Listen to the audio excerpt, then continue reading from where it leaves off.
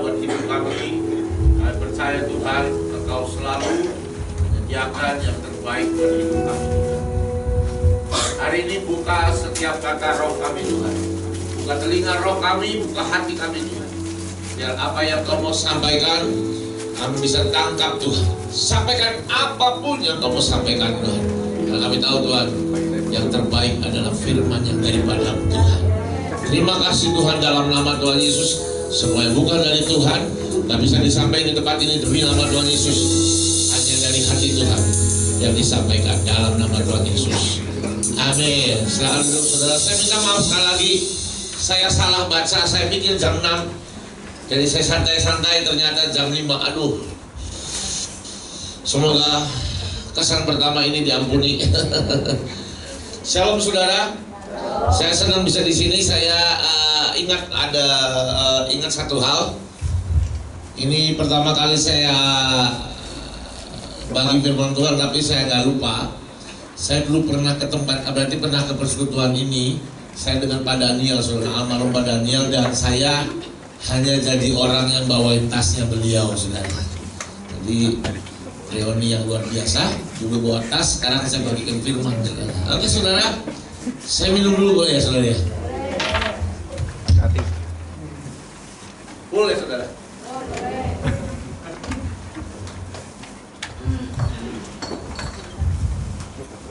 Kalau gini gimana? Kalau Anda lihat sekarang gimana saudara? Separuh apa? Separuh botol. Hah? Separuh botol. Ini apa saudara? Menurut Anda ini apa? Kosong atau enggak? Oke, berarti separuh kosong atau separuh penuh? Separuh? Kalau Anda lihat langsung ada pendapat Anda ini separuh kosong atau separuh penuh? Separuh penuh. Jangan dua-duanya lah. Pilih satu dong. Separuh penuh. Ada yang berpendapat ini separuh kosong? Separuh kosong. Ada. Coba yang kata yang separuh kosong. Berarti ada ya. Berarti ada yang ngomong ini separuh kosong. Ada yang berpendapat bahwa ini adalah separuh penuh. Sekarang saya mau tanya saudara, yang benar yang mana? Benar semua. Tapi ada satu yang membedakan dari dua hal ini saudara. Yang ngomong setengah kosong gak salah, memangnya setengah kosong, setengahnya kosong, ya loh. Yang ngomong setengah penuh, ya benar memang ada isinya. Isinya cuma setengah. Tapi ini bicara apa sih? Cara pandang. Betul gak saudara? Ada orang yang melihat bahwa loh ini kosong, atasnya kosong, jadi setengah kosong. Ya gak salah. Yang mandangnya karena dia mandang airnya. Ketika kita mandang airnya, orang mandang airnya, maka dikatakan bahwa ini setengah penuh. Gak ada yang salah. Cuman saudara, saya cuma mau sampaikan bahwa seringkali kita melihat kepada sebuah sisi yang berbeda. Ada orang-orang yang melihat kepada sisi yang ada isinya. Ada orang yang melihat pada sisi yang gak ada isinya. Jadi manusia itu seringkali saudara, dalam hidupnya, pendapatnya dalam hidupnya itu dipengaruhi dengan cara dia melihat. Saya nggak mau mengatakan bahwa yang ngomong separuh kosong salah, memang separuh kosong. Tapi saya jujur saudara, saya akan lebih memilih separuh penuh. Kenapa? Saya mencoba melihat yang ada nilainya, bukannya nggak ada nilai. Kosong ada nilai nggak? Nggak ada. Oke? So dalam hidup kita, semua hal yang kita kerjakan dalam hidup kita, apapun yang terjadi dalam hidup kita, semua akan dipengaruhi dengan cara Anda dan saya melihat. Alhamdulillah. Seringkali ketika kita mengalami masalah yang menyakitkan, masalah yang menyedihkan, masalah yang menghimpit kita, cara kita keluar dari masalah itu adalah tergantung cara kita melihat mau dari mana. Amin saudara.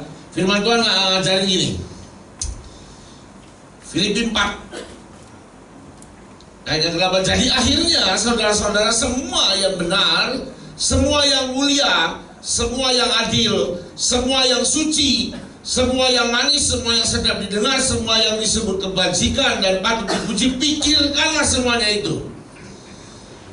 Saudara, saya menyamakan kata pikirkan dengan lihat, sama buat saya. Jadi cara engkau melihat, cara engkau berpikir itu sama ya. Dan ketika kita melihat sebuah masalah dan ketika kita melihat masalahnya, tapi kita tidak lihat ada di balik, ada sesuatu di balik setiap masalah yang ada. Nah masalahnya ini, kita ini susah melihat behind the problem. Kita seringkali menemukan kesulitan melihat nilai atau nilai yang ada di balik setiap masalah. Paham saudara? Sekarang saya mau tanya sama saudara ya.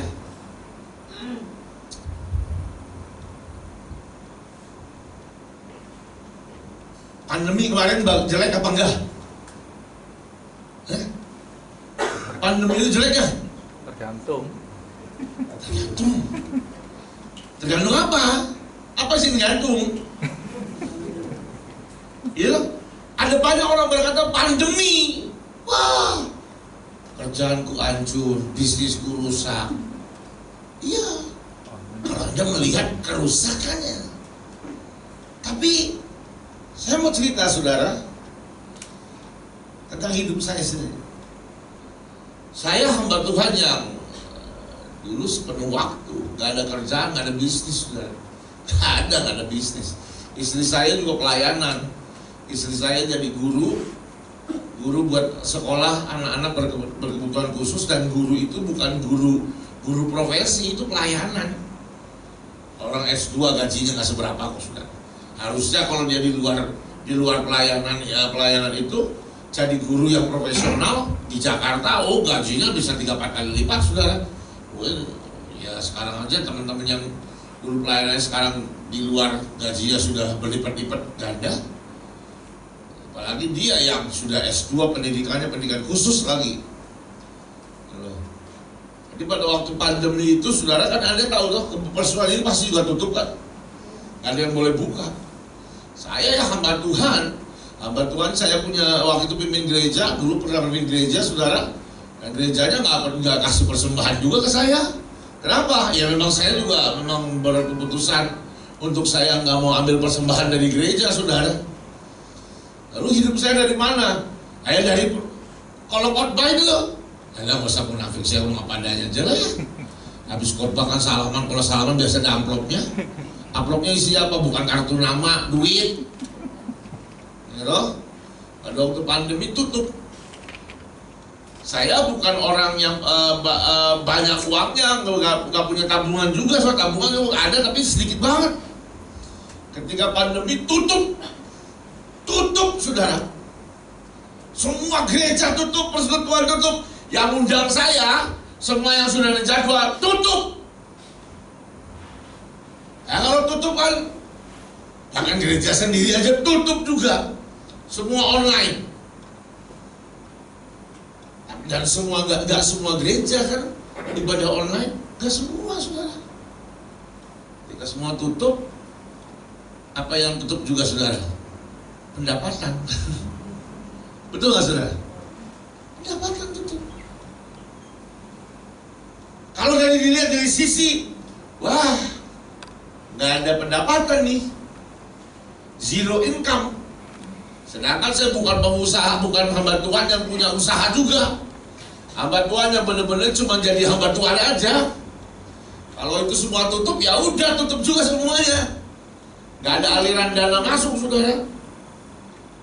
Saya tahu surat pengajaran dari Pak Yusak Cipto berkatakan kamu hidup jangan dari pelayanan, jangan dari persembahan, tapi hidup dari Tuhan. Saya paham. Saudara. Lalu apa yang terjadi, saudara? Ya udah, lama-lama uang habis, semua malah tinggal sisa sedikit. Tuhan bilang bagi sembako, ya, saya bagi sembako, habis ayam, habis bebek, sudah gak ada apa-apa lagi udah. Tapi hari itu saya pengen makan enak, istri saya mau makan enak. Akhirnya apa? Saya bikin babi panggang, saudara. Kalau sini namanya siobak, yang crispy dulu, saudara. Saya bikin itu. Kali-kali gagal maning. Tapi ada sekali waktu berhasil, enak, saudara. Pas lagi enak, wah seneng hatinya. Hari itu anak saya ulang tahun. Saya mau minta anak saya didoain pada Daniel Cipto. Sebuah anak saya, tapi kan minimal bawa sesuatu lah ya, main ke rumah orang yang bawa sesuatu lah.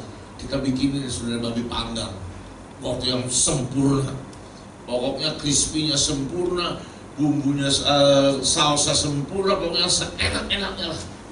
Kita bawa saudara. Anak saya didoain, kasih. Dia buka, dia makan, dia teriak, enak sekali. Gak pernah ada babi panggang seenak ini. Jualan Jo, ini bisa jadi berkat ini. Ayo jualan. Saya cuma iya aja. Dalam hati ngomong gini, saudara. Mau jadi pendeta, jadi tukang babi ya. Turun loh derajatnya. Saya bilang, wah sudah wes lah. Pulang. Hanya istri saya yang ngedorong, sudah akhirnya ya sudahlah, terpaksa, gak ada penghasilan, akhirnya jualan, saudara. Jualan di kalangan sendiri doang, teman-teman sendiri tawarin beli, akhirnya enak, melebar. Tuhan tolong kita Tuhan tolong kita, saudara. Caranya gimana Tuhan tolong? Ya akhirnya kita benar-benar dagang. Beli oven yang lebih gede, kerjain, cari daging lebih cari supplier daging dan lain-lain. Hari itu luar biasa, Tuhan baik, saudara. Kenapa? Karena setiap kali kalau besok ada pesanan, pre-order, saudara, kan nggak berani lah kalau ready stock. Kalau besok ada pesanan, mesti 2 hari atau 3 hari sebelumnya. Ada orang yang digerakkan Tuhan memberkati, dan uangnya itu bisa untuk beli daging dan bumbunya. Begitu sudah jadi daging, dijual jadi duit kan. Semua transferan masuknya ke istri. Istri saya punya prinsip, sekali uang masuk, pantang keluar lagi. Jadi bapak-bapak, kalau Anda punya istri, cari istri yang seperti ini. Sekali uang masuk, terkunci dan beku di situ. Anda bisa bayangkan, dan itu kejadian bahkan sampai terakhir sekarang sama. Setiap kali ada yang mau jualan atau mau bakar, selalu ada, saudara, orang yang memberkati. Jadi bahan bakunya itu hanya modal dari Tuhan, dijadiin jadi untung. Begitu masuk nggak pernah keluar. Apa nggak numpuk, saudara? Ya.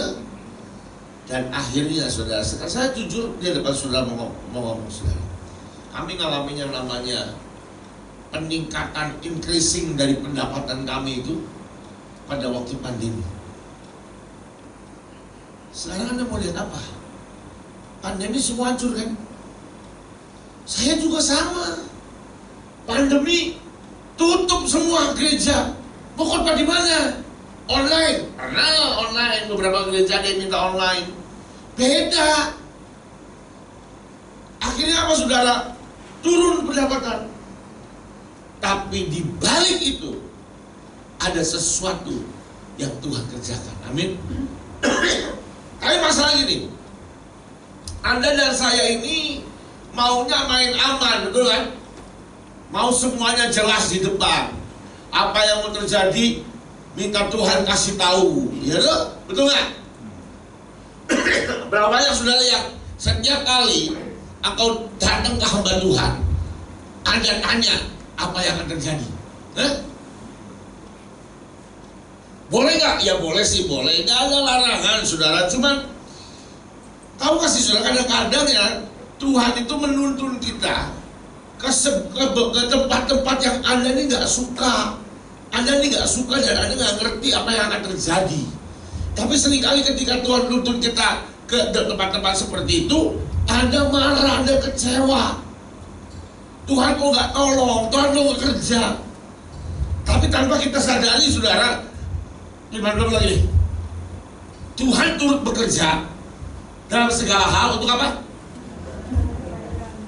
Jangan kebaikan kan? Dalam segala hal kan? Dalam hal yang baik apa hal yang buruk? Baik. Hah? Kata segala itu ya segala. Semua yang terjadi baik dan buruk, Tuhan kerja mendatangkan kebaikan buat Anda. Tapi kenapa ketika ada hal yang buruk Anda marah? Anda malah ngomong, ah Tuhan jahat, Tuhan biarkan aku nggak ngalami gini. Padahal hal yang buruk yang terjadi dalam hidup Anda, di situ Tuhan sedang kerja. Betul nggak, saudara? Betul nggak? Tapi kenapa kita sering kali marah? Karena kita hanya mau melihat dengan mata kita, melihat yang mau kita lihat. Yang mau kita lihat itu yang enak, ya enggak? Pokoknya yang jelas. Anda nggak tahu kan bahwa semua perkara itu sengaja Tuhan biarkan terjadi untuk kita mengalami yang namanya keajaiban.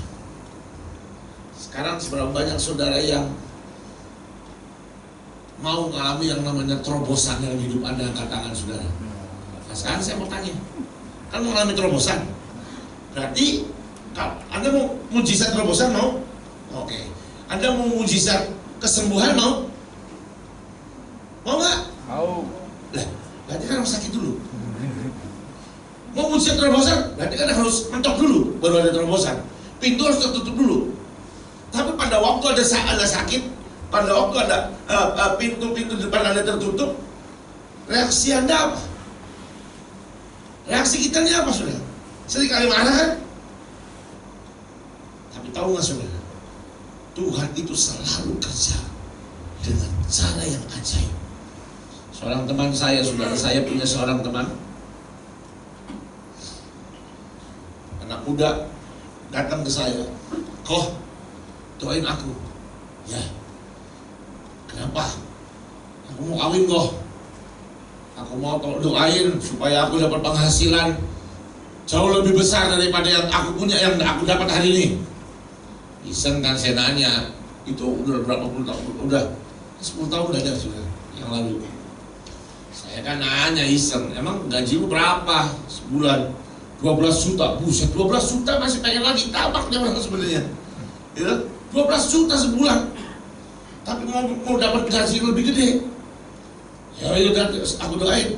Saya doain, saudara. Waktu saya doain itu kita duduk di kafe. Kafenya punya teman saya. Pada waktu saya doain, Tuhan bicara, suruh di orang kerja di kafe ini. Panggil loh yang punyanya. "Bro, dulu bentar. Ini barusan gua doain. Tuhan bilang dia harus kerja di kafe ini." "Gimana?" "Wah, kebetulan. Memang jawaban doa." Dia bilang. "Maksudnya apa?" "Nah, gua lagi cari pegawai. Untuk jadi apa? Manajer di kafe ini." Kata-kata manajer langsung bikin dia, wah, cuan, cian gede ini, cian gede, uang gede ini, dapat posisi bagus. Lalu ya udah bicara tuh, bro, bicara masalah gaji. Saya mau pergi, lalu di sini aja. Akhirnya saya tunggu di sini, saya dengerin mereka ngomong. "Gajinya berapa?" Katanya gitu. "Ya paling gue bisa kasih gaji lu 4 juta. Ada tanggungan apa? Ada yang lain? Nggak ada. Udah makan di sini di kafe. Lu coba gaji 4 juta. Udah, pergi." Nah, teman saya yang satu anak muda ini ngomong sama saya, "Kok aku kan minta didoain supaya gajiku pendapatanku naik. Kenapa sekarang turun dari 12 juta masa 4 juta?" Dan jangankan dia loh, saya aja bingung sudah. Saya mau ngomong apa? Saya akhirnya ngomong dia, "Ya nggak tahu. Nah sekarang kamu mau nurut apa yang Tuhan ngomong, atau kamu nggak mau nurut? Silakan." Kalau lu nggak nurut, gue nggak berani menghakimi. Kenapa? Ya karena memang aneh. Dan mau dari 12 juta turun 4 juta. Ayo aneh, nggak aneh gimana? Aneh. Ya diem, saya ya diem. Saya jangan mikir, Tuhan, kenapa kok ini kerjamu? Kok bicara yang aneh gini? Saya ngomong gitu, saudara. Dia ngomong gitu, ya udahlah kok. Tapi yakin aku dari Tuhan? Yakin. Bener ya dari Tuhan? Bener. Ya sudah. Akhirnya dia ngomong, oke, aku terima. Tinggalin kerja di bank, gaji 12 juta ditinggalin. Dia akhirnya kerja di kafe, gaji berapa? 4 juta. Turun, bukan turun lagi, anjlok. Iya kan? Lebih dari 50%, kalau 50% 6 juta, ini 4 juta, lebih parah lagi, saudara. Akhirnya dia kerja. Nah, saudara, kerja marketing di bank sama kerja jadi manajer kafe itu beda. Kafe itu kan dituntut, kalau kita kerja di F&B, di dunia kuliner, harus dituntut yang namanya sempurna. Ya loh, kalau sekali nyajin kopi kalau ada uban jatuh di situ kan menjijikan loh, saudara ya. Ya harus sempurna. Jadi karena sempurna, ini orang modal marketing, saudara. Nah, kalau marketing tuh pinter ngomong tok kan, pinter promosi, wah ini. Begitu nyajiin servis yang lebih detail, nggak bisa. Ya memang karakternya bukan di yang seperti itu. Jadi setiap hari dia kena damprat tuh, saudara. Kenapa kamu nggak cek ini, anak kerja gini? Kenapa anak kerja kotor gini kamu nggak cek? Kenapa semua dimarahin terus? Stres kan dia. Ketemu saya, aku mau berhenti aja lah kok. Jangan tunggu, baru belum lama. Percaya, Tuhan pasti kasih yang terbaik. Tahan, saudara. Ketemu lagi setelah beberapa bulan, mungkin 6 bulan lebih. Ketemu lagi sama saya. Aku mau keluar aja kok. Aku nggak tahan. Dimarahin setiap hari. Harus angkat doa, ya doa. Waktu doa, saudara, Tuhan mau apa? Suruh dia keluar. Saya tanya berikutnya kan, oke Tuhan, kalau dia keluar, dia suruh kerja apa? Suruh nganggur aja di rumah. 12 juta, 4 juta, no, ayo, mau kawin. Ini mau kawin loh. Ayo. Anda mau bilang Tuhan baik? Kalau nggak sampai detik ini, mana baiknya? Mana baiknya? Itu kan kayak Tuhan menjebak tuh. Kayak Tuhan merosotkan pendapatan orang, betul nggak? Mana baiknya? Anda ngalami, kalau Anda ngalami, ayo bisa ngomong, Tuhan baik, Bapak Allah, yakin. Belum tentu. 12 juta, 4 juta, no. Ya loh. Setelah dia berapa bulan, 2-3 bulan, ini sampai 4 bulan lebih, saudara, dia nganggur. Rupanya ada satu orang yang setiap hari, setiap pagi ngopi di tempat itu. Dan teman saya ini, anak muda ini, yang layani dan sambil ngobrol. Dan terkesan dengan anak, saudara. Wah, ada anak yang baik, pinter, pengetahuannya luas, rajin kerjanya, mau dipuji lah. Hilang. Dia berkali-kali datang ke kafe, kok nggak ada nih anak ini, kok nggak ada anak ini. Lalu akhirnya apa? Dia nanya, sini kemana? Oh, udah nggak kerja. Oh ya, kenapa? Resign. Dan sekarang dia kerja apa? Katanya sih nganggur. Habis kan nomor teleponnya. Dikontak lah, ditelepon. Itu ditelepon, udah kamu kesini, kerja sama aku aja. Kerja. Dalam 2-3 bulan, sudah. Ketemu lagi sama saya tanya sama dia, gimana? Kerja sini? Oh ya, bos, batu bara. Oh ya, bagus. Sekarang kamu gimana pendapatannya? Kok sekarang kok take home payment saya itu belum, kalau penjualannya gede dan segala macam, itu minimum tidak pernah kurang setiap bulan 100 juta. 100 juta, saudara. Sekarang gede kok penghasilanku. Lalu saya nanya gini, nah, jadi Tuhan salah nggak nyuruh kamu kerja di kafe dengan gaji 4 juta? Gak salah. Kenapa Tuhan gak salah? Kalau aku gak kerja di kafe gak ketemu orang ini. Kalau gak ketemu orang ini, mana mungkin dia dapat ditawarin gaji kerjaannya sekarang gedenya luar biasa. Sekarang terakhir dia punya toko, dia punya dealer motor, dia punya usaha salon, dia punya usahanya banyak. Pendapatan 100 juta itu dulu sudah, sekarang udah lewat itu, sekarang jadi bos gede dia, bos besar, mobilnya bagus di mana-mana, banyak, jadi bos besar. Tapi dari mana? Dari dihancurkan, turun, jepret 12 juta, 4 juta. Saya mau tanya, kalau mata dia melihatnya, wah ini penurunan, ngapain gue ikutin? Udah, hanya hamba Tuhan yang salah dengar. Udah, gak mau ikut Tuhan lagi. Atau mencari pendeta lain lah yang lebih top chair. Tinggalin misalnya. Berhasil nggak hari ini? Belum kan? Gagal. Dalam hidup Anda dan saya, semua hal yang terjadi apapun, jangan dulu cepat-cepat marah. Jangan dulu cepat-cepat ngambil kesimpulan. Karena ceritanya belum selesai, belum di end. Saya nggak tahu ya. Saya ini nyiapin khotbah buat kemarin, hari ini, dan besok itu berbeda, saudara. Tapi di tempat ini kok Tuhan suruh ngomong gini, saudara. Berarti ada banyak orang di tempat ini yang mungkin cara pandangmu yang salah. Seringkali kau marah dulu. Seringkali kau nggak serahkan hidupmu ke Tuhan.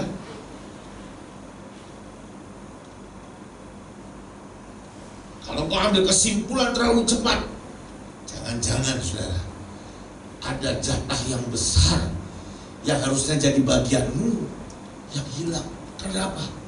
Aku ambil kesimpulan terlalu cepat. Amin, saudara. Jangan ambil kesimpulan terlalu cepat. Bahasa Jermannya itu ojo kesusu. Jangan buru-buru, saudara. Kalau ada terlalu buru-buru, Anda ingat 3 orang Majus? Ingat gak? Cerita 3 orang Majus? Ya? Udah baca Alkitab ya? Bukan baca Kopingho kan? Alkitab tuh dibaca. Tahu 3 orang Majus? Ada waktu dia ikutin bintang, gitu? Dia ikutin bintang kan? Pada waktu bintangnya hilang, baca Alkitab kan? Pada waktu bintangnya hilang, mereka ribut nanya ke semua orang, ribut. Mana nih bintang, katanya dia raja dari timur yang datang, bla bla bla bla. Sampai akhirnya kedengaran sama Herodes. Betul kan? Nah, apa yang terjadi, saudara? Herodes takut posisinya diganti. Ini kan ada raja yang lahir, ya kan? Apa yang Herodes buat? Dia bunuh semua bayi-bayi itu. Tahu kalau Anda baca di Alkitab tentang 3 orang Majus, pada waktu dia ketemu Herodes, dia keluar dari istana, bintangnya muncul. Tapi gara-gara mereka kebanyakan ngomong, saudara, ada ribuan bayi yang harus dibantai, saudara. Kalau saja gak buru-buru banyak ngomong, gak buru-buru banyak ambil kesimpulan, mungkin bintangnya muncul dan gak perlu ada bayi yang harus dibantai. Betul kan? Hati-hati, saudara. Hati-hati. Jangan sampai cara kita melihat, cara kita berpikir menimbulkan bencana buat hidup Anda sendiri, menimbulkan kerusakan buat hidup kita sendiri. Ya.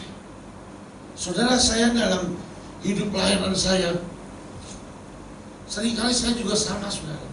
Salah, berkesimpulan yang salah. Saya ini dididik sama Pak Daniel Cipto dari sejak selesai kuliah, asal dari kuliah sampai selesai kuliah, sampai nikah, sampai punya anak, pendidikan daripada Daniel, saudara. Hari itu saya ingat sekali, saya pernah merasa bahwa Daniel ini jahat. Hari itu saudara, saya ingat orang tua saya stroke. Mama saya loh stroke. Bukan masuk angin, stroke. Di hari yang sama, saya harus pelayanan jadi worship leader. Saya datang kepada Daniel, Pak, izinnya, yang lain dulu yang pelayanan. Saya mau ke Cirebon, mau jenguk mama.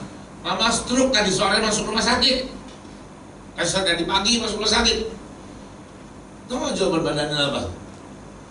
Tidak layak orang yang mengasihi keluarganya lalu mengikut Tuhan. Utamakan Tuhan. Ayo. Berarti kan artinya apa? Akhirnya apa? Ya udah. Udah pelayanan saya. Kalau ada ke Cirebon saya pelayanan. Besoknya baru ke Cirebon. Tapi Anda kan ngerti kan? Anda punya orang tua, yang pernah punya orang tua, kalau Anda cinta sayang orang tua Anda stroke, tapi Anda nggak langsung datang, itu perasaannya kayak apa? Kayak diiris-iris di hati. Saya bimbing pujian dulu, setelah selesai baru saya pulang besokannya, jenguk mama saya. Minggu kemudian, seminggu kemudian, ada pelayan Tuhan yang lain datang lagi, itu ada saya di situ. Maaf, aku izin ke pelayanannya, Pak. Kenapa? Mamaku ulang tahun. Oh iya, boleh. Ayo. Coba Anda pikirin, saudara, ini perasaan saya kayak apa? Mamaku stroke, bukan ulang tahun, bukan masuk angin, bukan minta diterokin, enggak. Stroke masuk rumah sakit. Yang satu, Pak, izinnya, mamaku ulang tahun hari ini. Aku nggak bisa pelayanan dulu ya. Oh ya udah, coba ganti. Ayo. Gak gini. Ngamuk saya dalam hati sudah. Gila nih. Kejam sekali. Itu cara pandang siapa? Saya hari itu. Cara pandang saya itu hari itu, saudara. Marah. Karena dari hari itu isi saya marah, saya ada kebencian padanya. Di satu titik, saudara, udah benar-benar akhirnya udah sudah nggak mau ikut-ikutan lagi, marah. Ada satu hari saya mimpi. Dalam mimpi itu saya melihat ada satu orang sedang pukuli kuda, dituntun jalan, kaki dihajar, dihajar. Saya bilang ini orang gila nih. Wah, orang kok jahatnya minta ampun. Jalan gak salah kok dihajar. Gak lama sudah dalam mimpi itu ada Tuhan Yesus muncul di sebelah saya. Dia bilang gini, ayo lihat lebih dekat supaya kamu jelas lihatnya. Di bawah, saudara. Tahu nggak siapa yang mukulin kuda itu? Daniel. Tahu itu ada Tuhan Yesus di sebelah saya. Apa yang saya ngomong? Ya kan, emang orang gila nih satu ini. Emang orang tidak ada kemanusiaan, emang jahat ini orang. Sama saja, memang jahat. Tuhan ngomong apa? Tunggu dulu, lihat dulu sampai semuanya selesai. Tengah-tengah ngomong, kamu tahu itu kudanya siapa? Aku nih jelas. Iyalah. Siapa lagi? Saya ya Tuhan, aku Tuhan. Lihat sampai selesai. Nggak lama Tuhan hilang di sebelah saya. Tiba dia muncul di depan di adegan padanya lagi pukulin itu. Tuhan datang muncul pakai baju kerajaan, pakai jubah, pakai mahkota, bawa tongkat otoritasnya, dan dia bilang ini, sudah siap belum? Tanya padanya, sudah Tuhan. Ya udah, dinaikin kudanya, jalan. Di situ saya langsung sujud. Goblok aku nih. bodoh saya. Saya langsung bodoh saya. Saya nangis. Hari itu tuh retreat, saya datangi padanya, saya sujud di belakang kaki dia, saya minta ampun, saya sakit hati sama kamu, salah saya. Lalu ternyata dari mimpi itu sesungguhnya padanya untuk pukulin saya, bukan karena benci, karena dia mempersiapkan saya untuk sesuatu yang jauh lebih besar. Orang mungkin namanya sakit dikasih izin, mungkin dia nggak dipersiapkan untuk yang besar. Kalau saya dipersiapkan untuk sesuatu, dan tidak mungkin orang yang dipersiapkan untuk yang besar tanpa didikan yang keras. Ya, di situ saya bertobat. Saya bertobat. Wah, kalau Anda mau tahu saudara, didikannya keras. Tapi didikan yang keras itu menjadikan saya tahu Tuhan, kenal Tuhan, ngerti harus ngapain di hadapan Tuhan tanpa didikan yang keras. Mungkin hari ini saya juga jadi orang gapangan, saudara. Mungkin gak akan ada pelayanan. Saudara, kita saya pelayanan di NTT, saudara. Kita gali sumur sampai 160 sumur sekarang, sekitar 300.000 orang lebih berkati. Mungkin gak akan lahir ada pelayanan seperti itu. Gak lahir, gak akan lahir. Tapi karena didikan yang keras. Ya, saudara. Satu hari padanya ngumpulin semua para pejabat-pejabatnya. Pejabatnya cuma 4, pejabat tingginya. Saya dan 3 teman yang lainnya. Ngumpulin. Tuhan bilang, bulan ini tidak ada persembahan kasih dari AOC buat kalian. Bergantunglah dengan Tuhan sendiri. Lah ngomongnya itu hari Sabtu, hari Senin gajian. Lo yang bener aja, waduh, kok gini? Gua ngomongnya hari ini untuk bulan depan, ya dong. Ada napas lah dikit, ada jeda waktu untuk mikir harus ngapain, strategi loh. Hari ini ngomong, Senin gak digaji, lah uang udah habis. Gimana saudara? Marah. Hari itu udah gak berani marah. Itu udah gak berani sudah. Karena apa ya? Ya karena penglihatan yang Tuhan mukulin itu. Jadi ngapain? Ya udah langgeng. Gak jelas ngapain. Nggak promo sampai tengah malam. Ini gue besok gimana? Saya hari itu sudah ada orang kerja, bahkan nggak punya supir. Ini besok gimana gaji orang? Yang lebih gawatnya lagi, hei kamu, ya Pak. Yang lain, gue bebas tugaskan tidak gaji anak-anak yang divisi di bawah. Lu harus gaji setiap anak-anak yang ada di bawah kamu. Anda tahu saudara, teman-teman yang lain itu orang-orang anak-anak yang kerja di bawah divisi itu gak banyak. Saya puji pun, saya itu nanganin anak raja itu ngasih makan untuk orang-orang miskin di pinggir jalan. Lalu ada radio, gak semua staf harus saya yang gaji. Saya digaji sama AOC aja, itu gaji itu cuman udah gak selesai, lewat. Nah sekarang gaji diberhentiin, saya harus gaji orang lain. Nah itu gak gendeng apa tuh saudara? Wah pusing saudara. Mau ngamuk takut, gak ngamuk ya ngamuk. Cuma ya udah. Anda tahu saudara, saya bersyukur Tuhan suruh padanya ngerjain itu. Serius. Saya mau jujur saudara, pahlawan saya dalam pendidikan dengan Tuhan cuma satu, karena dia. Kenapa? Oh iya, dia mempersiapkan saya sedemikian rupa.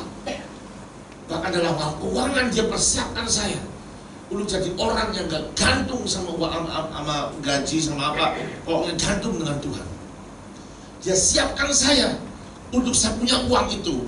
Gak pernah saya pegang, tapi saya tabur buat banyak orang. Itu persiapannya, proses persiapannya. Iya saudara. Sekarang kerasa. Sekarang kerasa. Setelah Pak Daniel meninggal, lalu Tuhan bicara sama saya, udah waktunya kamu berdiri sendiri. Saya berdiri sendiri. Saya tahu kenapa ini bisa jalan. Karena saya pernah mengalami yang namanya didikan. Tapi kalau saya ngeliat yang marah, ini pemimpin gila nih. Gue disuruh kerja kagak digaji, malah suruh gaji orang. Ayo.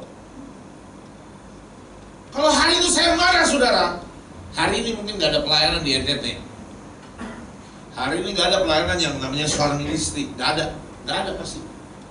Tapi karena didikan yang keras, yang sebenarnya saya makan daripada ini, itu yang membuat sampai hari ini saya ngerti waktunya untuk minta uang sama Tuhan. Gimana caranya saya tahu saudara.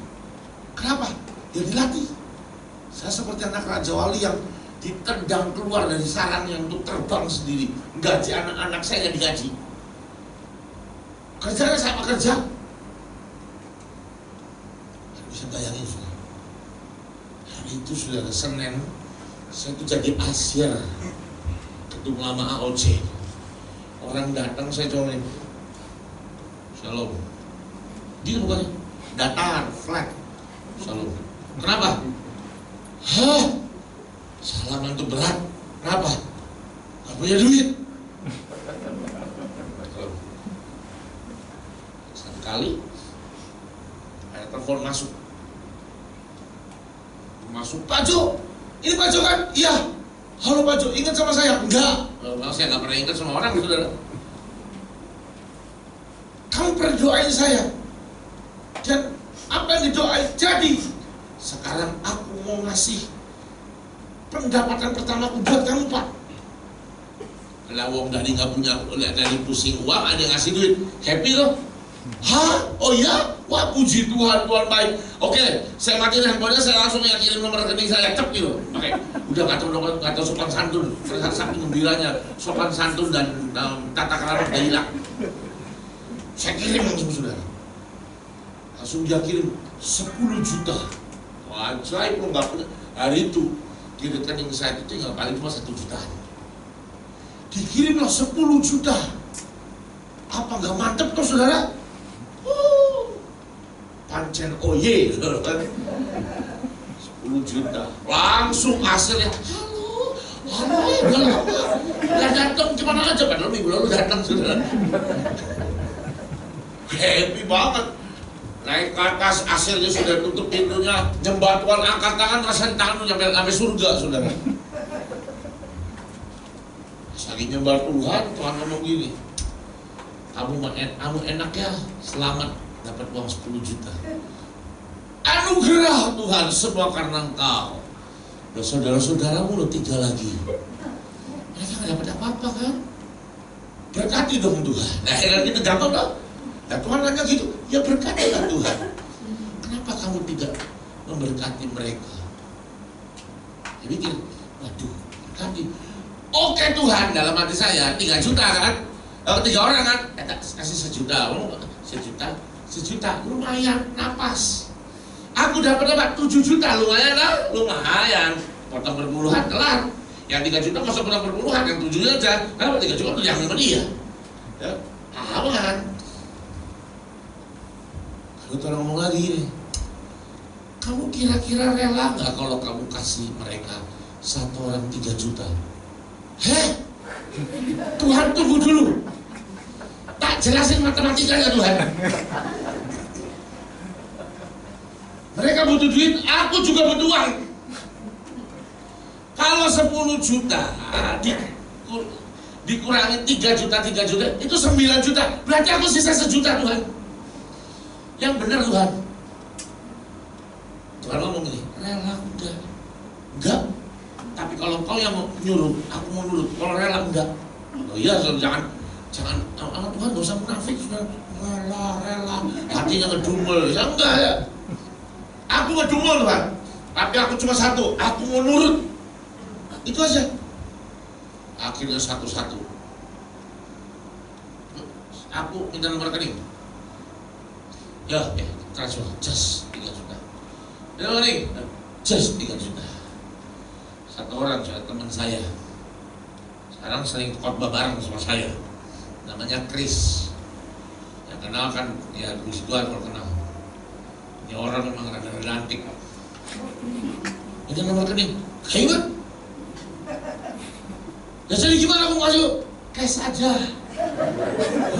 Udah dikasih kok ngerepotin gitu. Ayo ngerepotin dong cash. Ya udah nanti. Saya itu harus pergi ke bank, ambil uang, kasih dia. Repotin orang 1 juta. Sisa saya berapa? 1 juta. Saya angkat tangan turun sudah. Saya ngomong ini, Tuhan, kok jadi gini? Ambiar semua. Lah Tuhan, ini orang kan aku yang doain.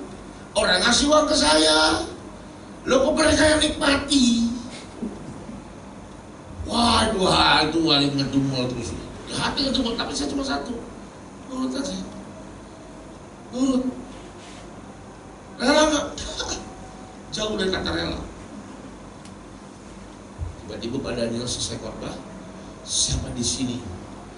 Kalian yang mau mempersembahkan sesuatu, persembahan itu yang menyebabkan sakit. Saya langsung ngomong gini, udah sakit dari tadi saya. 10 juta sisa 1 juta apa nggak sakit saudara? Ya, siapa yang mau maju ke depan kasih persembahan? Nah, dulu AOC ada apa namanya IDC atau IDC, DBPCA. Saya kan nggak ada cash. Saya tahu kan uang saya tinggal sisa 1 juta, tinggal sisa 1 jutaan lah, 1.400.000. Saya antri sudah, antri, karena mau gesek lah, yang pakai kasih biasa. Saya antri, pas giliran satu di depan saya, kalau ngomong gini, 1 juta ini cukup gak buat kamu 1 bulan? Ya gak cukup lah Tuhan. Buat apa gak cukup kan? Iya Tuhan, mau gak dikasih semua? Kasih semua. Itu kan persembahan yang sakit. Kan Tuhan, sakitnya udah dari tadi. Tapi ya udahlah Tuhan, nurut aja lah. Saya kasih sudah. Habis uang saya. Habis itu 10 juta lenyap. Lenyap berikut dengan uang sisa yang kemarin-kemarinnya lenyap. Habis. Yang paling keren lagi saudara, waktu itu kita kebaktiannya itu di AOC itu lepas sandal, duduk di lantai. Saya turun, sandal saya ada yang nyolong.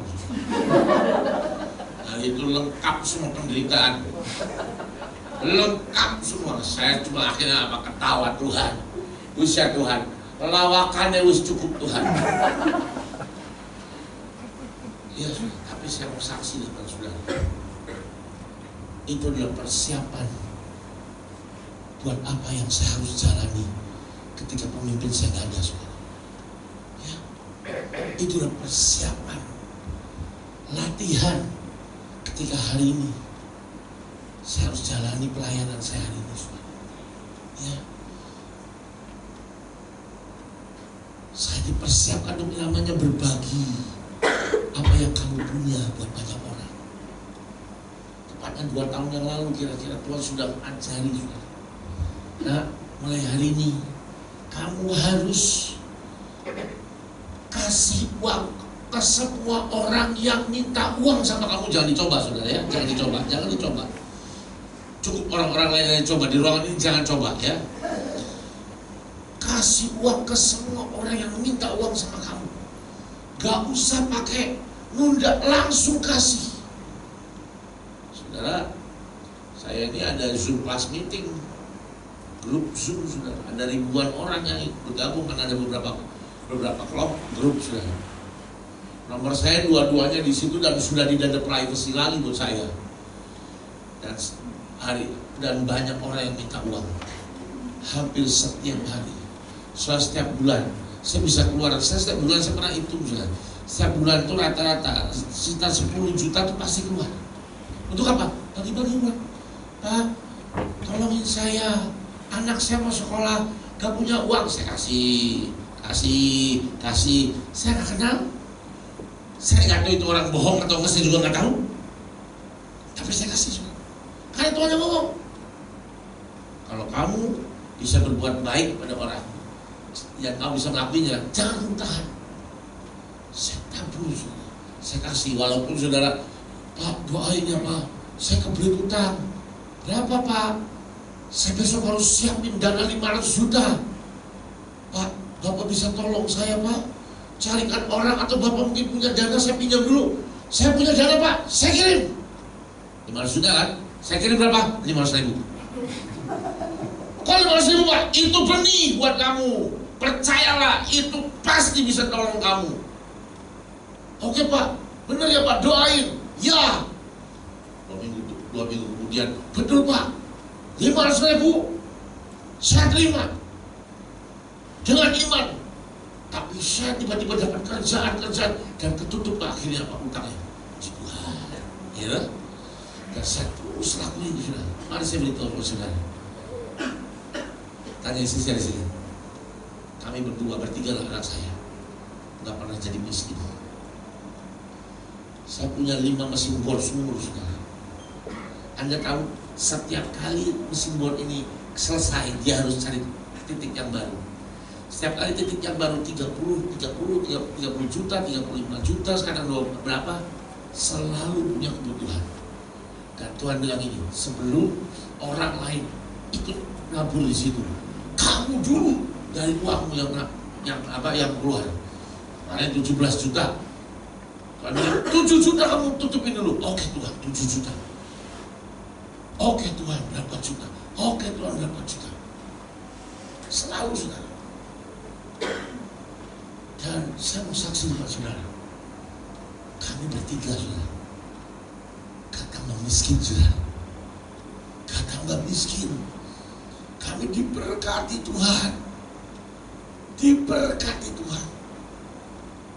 Saya nggak ngerti. Tadi saya ngobrol sama istri saya, aku tuh nggak ngerti loh, gimana caranya aku bertahan dari sejak awal pernikahan kita sampai hari ini.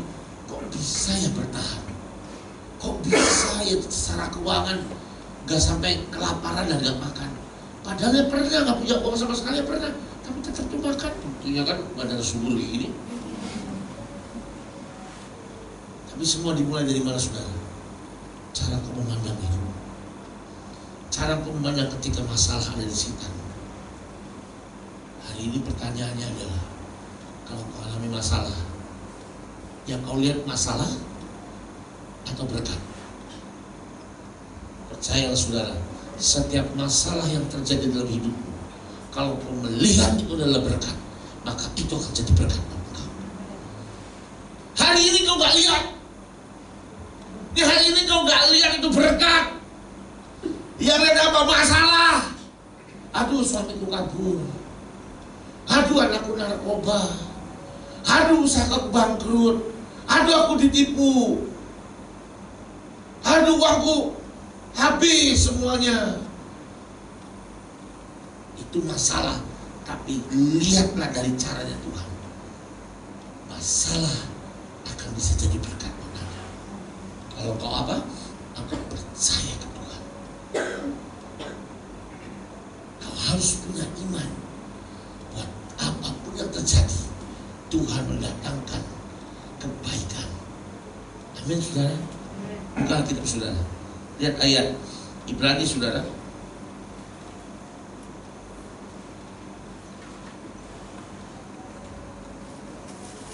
Ibrani 11 ayat yang pertama. Iman adalah dasar dari segala sesuatu yang kita harapkan dan bukti dari segala sesuatu yang tidak kita lihat. Anda gak lihat, Anda percaya, Anda beriman bahwa Tuhan akan mencukupkan semua kebutuhan Anda menurut kekayaan kemuliaannya. Kelihatan gak? Enggak. Yang kelihatan apa? Masalah. Jangan yang dilihat, yang kelihatan. Lihatlah yang tidak terlihat ini. Nah, bingung kan kata-katanya? Lihatlah yang tidak terlihat. Itu apa? Berkat Tuhan, jaminan Tuhan. Lihat, itu saudara, itu ada sesuatu yang harus Anda lihat yang tidak terlihat. Itu apa? Iman. Iman. Dan percayalah, Tuhan itu Tuhan yang keren. Dia tetapkan setiap jalan langkah kita. Oh, saya alami banyak hal, saudara. Kalau jujur ya, karena pengalaman inilah yang membuat saya tuh ngerti banget satu hal. Dia jamin hidup saya. Dia jamin hidup saya, saudara. Ya, dari hal yang kecil sampai besar, saya lihat Tuhan. Saya dikirim pergi ke Pasifik, saudara. Sendirian. Hari itu karena ada misi, semua dipencar. AOC dapat daerah Pasifik. Oke, Pasifik ke jalan. Jo, kamu ke Pasifik. Ini. Siapa? Nanti anak-anak yang lain ikut sama saya ke Pasifik. Mana Pak? Australia. Saya disuruh ke Samoa, Tuvalu, Solomon Island, Vanuatu, negara-negara coret semua nih. Gak ngerti di mana negara. Saya juga ikut Pasifik. Mana Pak? Australia. Yo, saya Pasifik Pak. Nah, itu enak Pak. Saya apa enaknya?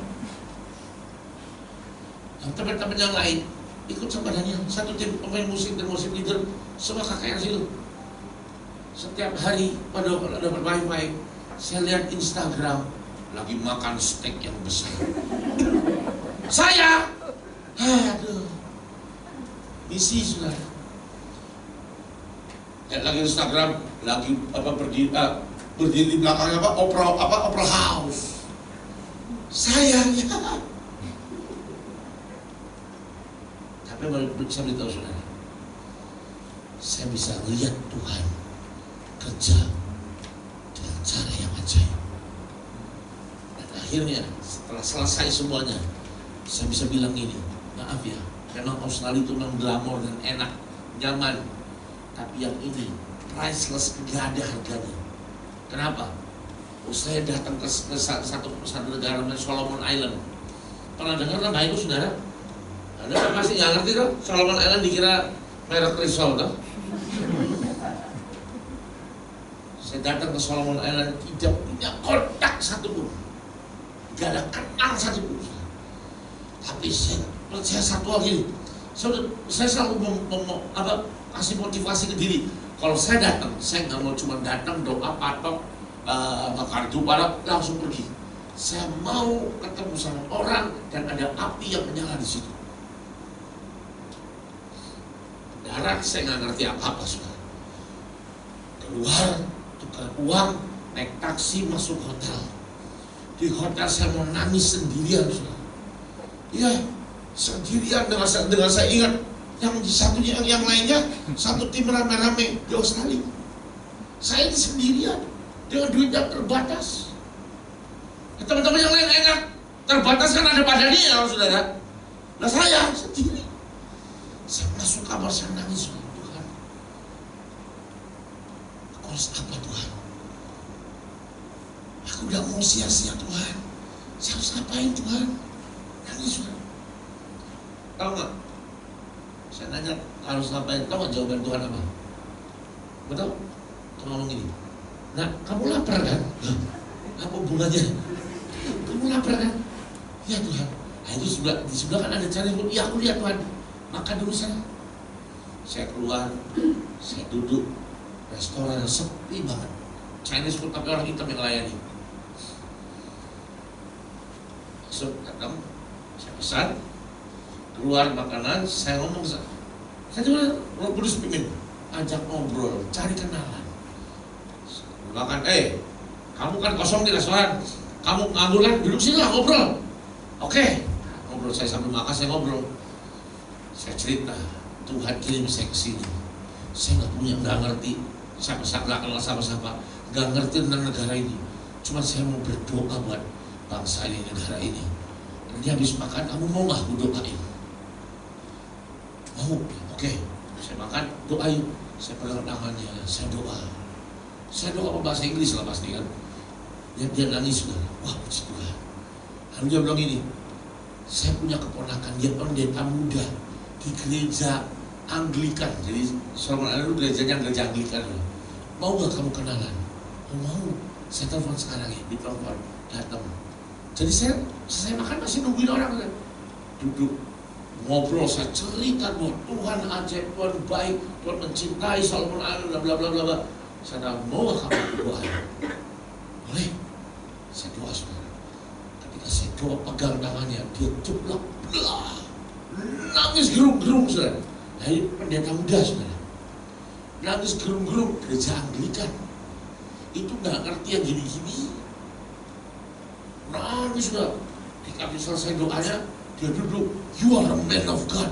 Kamu orang yang orang utusan Tuhan. Saya mau kenalin kamu dengan pemimpin saya. Siapa? Dia pemimpin gereja Anglikan Solomon Island.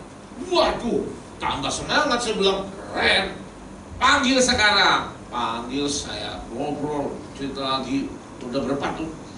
Saya doain lagi saudara. Dia keblak, jelah. Dijamah Tuhan lagi. Dia bilang, you are a man of God lagi. Dia bilang, oke. Besok kamu mana? Saya mau ke satu pulau. Saya pulang. Oke. Kamu pulang ke Australia kapan? Tanggal segini. Karena harus ke Australia saudara. Tanggal segini. Oke. Sebelum kamu pulang, terbang. Saya mau kenalin kamu sama satu orang. Oke. Saya pergi ke pulau. Saya pulang. Besokannya pulang. Pagi-pagi diketok-ketok. Udah mau pulang. Diketok-ketok. Saya kok orang pakai senjata yang ketok-ketok. Ada apa ini? Keberontakan kah? Saya keluar. Ternyata ajudannya. Ajudannya siapa? Wakil Presiden. Wakil Perdana Menterinya. Dibawa sama pendetanya. Saya bilang, ayo kamu ditunggu di ruang makan. Saya ke ruang makan sampai cara pendek. Duduk. Saya bingung. Ini jemaat saya. Dia sekarang jadi Vice Prime Minister. Saya bilang, saya ganti baju dulu. Nggak usah. Saya percaya pendek, saudara. Pakai kaos jelek. Saya nggak tahu, saudara. Duduk, ngobrol, saya doain. Saya doain dia nangis.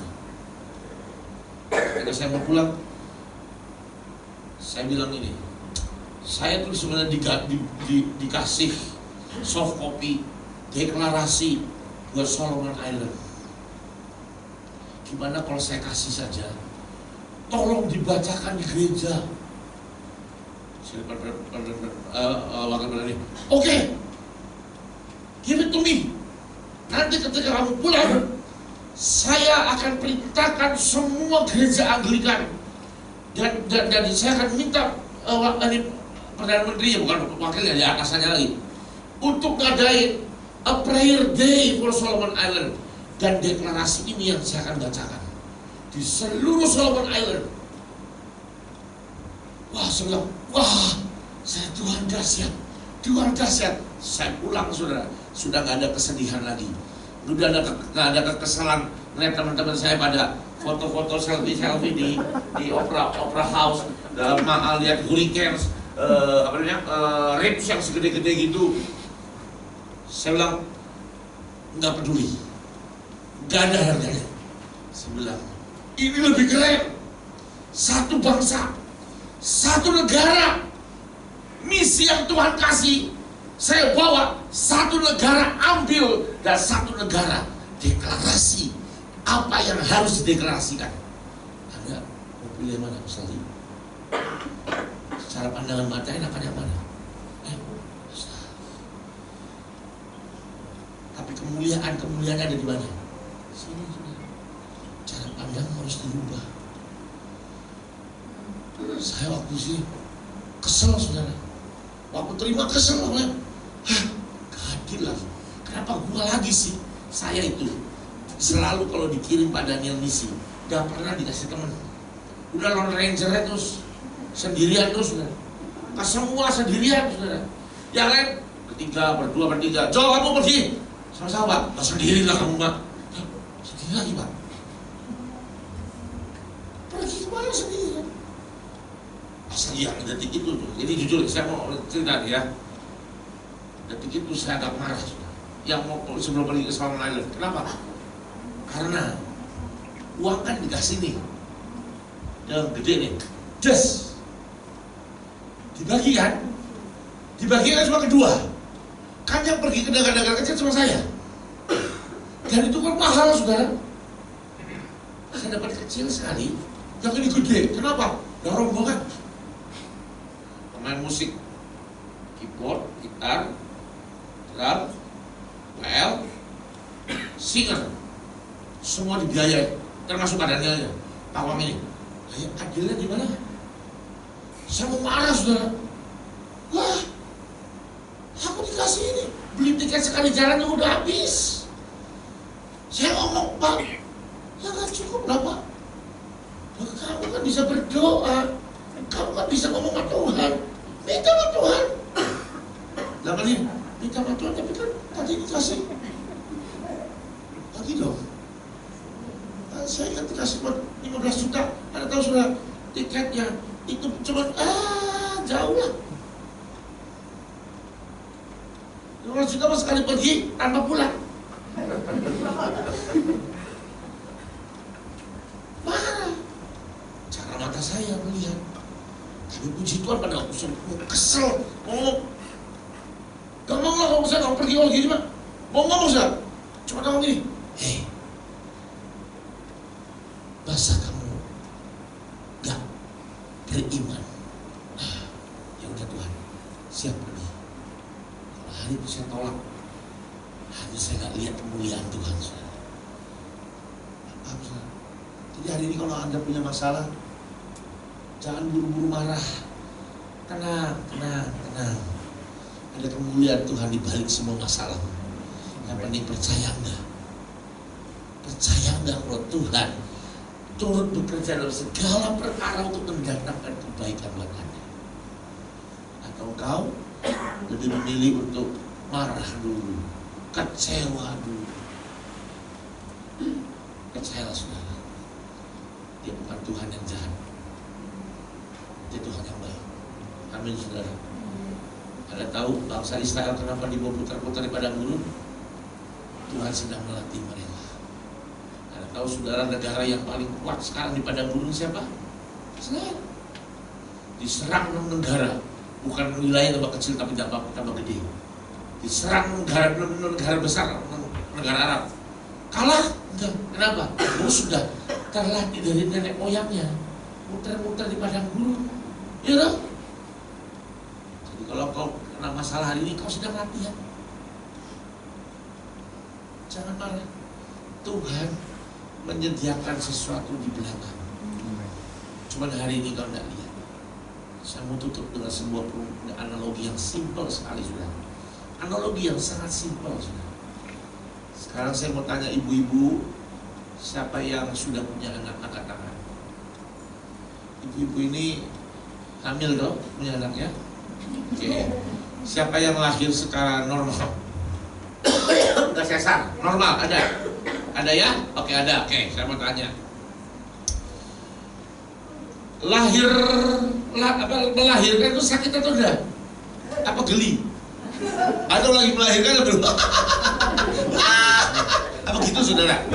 Udah tuh, sakit ya? Saya mau tanya lagi sekali lagi. Pada waktu ketahuan hamil bulan pertama masih aman, ya kan? Bulan pertama hamil aman, gak ada masalah, ya kan? Bulan kedua pasti gak masalah. Bulan ketiga, keempat mulai tuh ada yang mual, ada yang makan jadi nggak enak. Tambah bulan 6 ke 7 ke 8 ke 7 6 7 perut tambah gede, ya kan? Udah kalau jalan, kalau ibu-ibu hamil jalan bareng tuh udah kayak marching band loh. Ya kan? Saya mau tanya ibu-ibu, pada waktu Anda hamil tambah tua, kondisi Anda tambah nyaman atau tidak nyaman? Susah kan? Tidur ngadep kiri sesek, ngadep kanan sesek, ngadep ke atas ya sesak juga. Kalau tengkurap ya nggak bisa ngacung-ngacung gitu lah. Betul kan? Kondisi akan semakin menjadi lebih gak enak, lebih buruk. Tambah lagi 8 bulan, lebih buruk lagi 9 bulan. Aduh, jalan aja. Saya tuh kadang-kadang ya kasihan lu sama perempuan itu. Sudah hamil, perut tambah besar, perut maju ke depan, bokong mundur ke belakang, hidung merah mekar, iya nggak? Hidung mendadak kayak bapak lo, mekar, merah warnanya. Mendekati melahirkan tambah gak enak. Coba saya mau tanya, ibu-ibu waktu mau melahirkan ada pembukaan 1, 2, 3, 4, 5 sampai berapa sih bukanya? 10. Semakin buka kan semakin mules kan. Saya ini sempat nanya, apa sih rasanya orang hamil pas lagi kayak orang mau buang air tapi nggak bisa buang air. Nah itu kan mules terus. Saya mau tanya pada waktu melahirkan, bahaya nggak? Saya belum tahu ya. Saya dari dokter ngomong ini. Makanya ada angka kematian ibu dan bayi kan. Ada waktu melahirkan, perempuan itu melahirkan, itu mempertaruhkan apa? Nyawa. Iya kan? Sudah gitu, pada waktu mau melahirkan nih, kalau jalannya kurang gede, digunting. Apa sempat dibius dulu? Nggak bisa dibius, nggak boleh, bahaya dibius, nggak boleh. Nggak pakai bius, nggak pakai kasih obat sakit, keras. Ayo saya mau tanya, sakit atau geli? Sakit. Nggak ada yang geli, dok, geli atau dok? Nggak ada ngomong gitu, sakit. Mungkin suaminya kalau nemenin digigit kali, gara-gara kamu gitu. Tambah sakit kan? Saya mau tanya pada waktu anaknya keluar, jelas dibersihkan, ditaruh dada ibunya, sakitnya ada nggak? Ada, tapi kerasa nggak? Hilang. Bahagia kan? Sama saudara. Hidup kita dengan Tuhan ini sama. Janji Tuhan itu sama saudara. Engkau ngandung 9 bulan akan janji Tuhan. Semakin hari keadaan semakin lebih buruk. Betul. Tapi ketika semakin buruk, percayalah, berarti sudah semakin dekat janji itu nyata buat Anda. Yang amin pasti ibu-ibu, karena bapak-bapak gak ngerti rasanya saudara. Tapi inilah janji Tuhan. Anda mau marah, kok jadi gini? Aku gak mau gini, keluarin. Mati anaknya saudara. Ya kan? Mati anaknya. Janji Tuhan apa gugur? Matamu lihat, pengalaman matamu dan perasaanmu, pikiranmu hari itu gak enak, serba gak enak, jalan gak enak, duduk gak enak, bangun gak enak, makan juga mual, ya kan? Gak ada yang enak. Tapi bukan artinya kau tak petuin perut keluarin, bayi ya keluarin, gak kan? Ada tunggu kan? Caramu melihat. Ada waktu kau hamil, caramu melihat seperti itu. Tak tunggu, gak apa-apa, harus menderita ya wis, gak apa-apa lah. Nanti kan lahir anaknya. Harus seperti itu saudara. Amin. Kalau semakin buruk keadaanmu hari-hari ini, ada kabar baik. Sebentar lagi melahirkan. Ya, melahirkan apa? Janji Tuhan nyata dalam hidupmu. Loh kok Pak? Katanya Tuhan mau kasih terobosan keuangan, kok tambah habis uangku Pak? Semua sudah dilakukan sesuai dengan prosedur apa yang Tuhan ngomong. Kok tambah gini ya? Bagus. Sedialog nih, ya? Melahirkan. Sabar. Tunggu. Sebentar lagi janjinya nyata. Tutup matamu, tutup masuk. Kiara takaya syataka. Kiara takaya syataka. Saya undang pemain musik. Saya minta nyanyi lagu, kita menyanyikan lagu bersama yang membelah laut.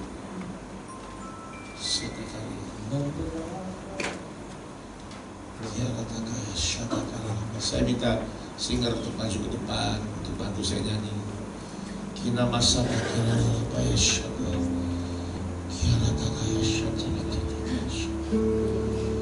Terima kasih Tuhan. Ya Tuhan. Ya Tuhan. Kira takaya syukur. Syukur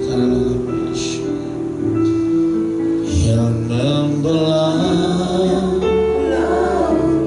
yang terduga pada yang mustahil pun terjadi, karena kuasa-Mu yang pegang hidupku, yang buka jalan bagiku. Mujizat serta yang membelah,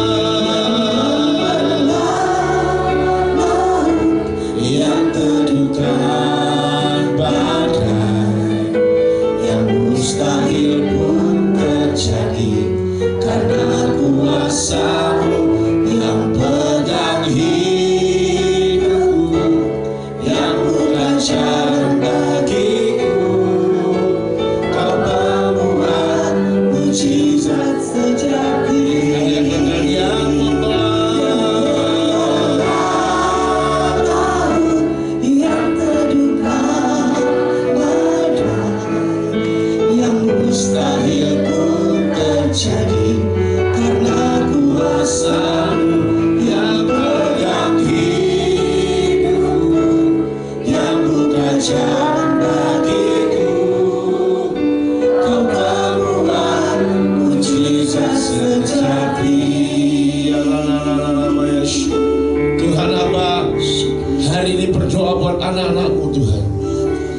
Hamba mintakan hari ini Tuhan mata yang baru Tuhan, mata yang melihat dengan cara-Mu Tuhan, pikiran yang berpikir dengan cara-Mu Tuhan. Tuhan, biar ketika kami melihat apapun yang ada di sekeliling kami Tuhan, kejadian apapun yang mungkin Tuhan yang gak enak buat kami Tuhan, buat kami bisa melihatnya dengan cara-Mu Tuhan.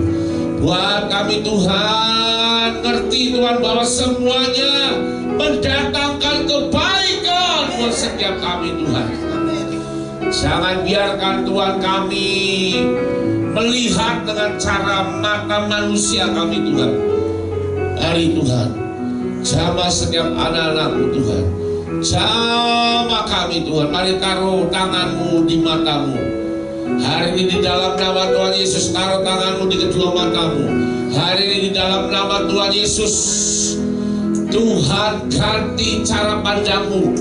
Hari ini cara pandang-Mu dirubah Tuhan. Engkau akan bisa melihat apapun yang terjadi di sekitar-Mu. Engkau melihat dari sisi yang baik, dari sisinya Tuhan. Hari ini cara mata-Mu memandang diganti dengan cara Tuhan memandang. Dalam nama Tuhan Yesus, biar setiap anak-anak-Mu di tempat ini Tuhan, semuanya Tuhan bisa ngerti bahwa semua yang terjadi sekalipun itu buruk, Engkau tetap pegang kendali, Engkau tetap sediakan yang terbaik buat kami. Terpujilah nama-Mu Tuhan. Bapa yang baik, hamba selesai bicara Tuhan, tapi Kau tidak akan pernah berhenti berbicara kepada setiap kami Tuhan. Kau akan ajari kami setiap hari Tuhan. Semakin hari semakin kenal Kau, semakin hari semakin ngerti bahwa kuasa-Mu nyata buat hidup kami. Dalam nama Tuhan Yesus semua percaya katakan amin. Terima kasih Pastor Jo.